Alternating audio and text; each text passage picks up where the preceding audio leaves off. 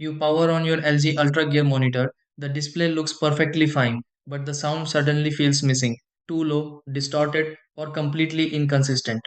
Many users run into audio problems while gaming, streaming, or connecting consoles and computers, especially after changing cables, updating system settings, or switching devices.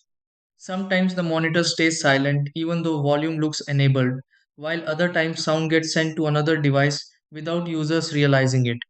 Audio issues on LG Ultra Gear monitors are often connected to playback settings, HDMI or DisplayPort communication, muted monitor controls, or device selection problems. Before changing every setting at once or reconnecting accessories repeatedly, these are the steps you can try to fix this and restore audio on your LG Ultra Gear monitor properly. 1. Open the monitor sound settings and confirm volume is raised while mute stays disabled.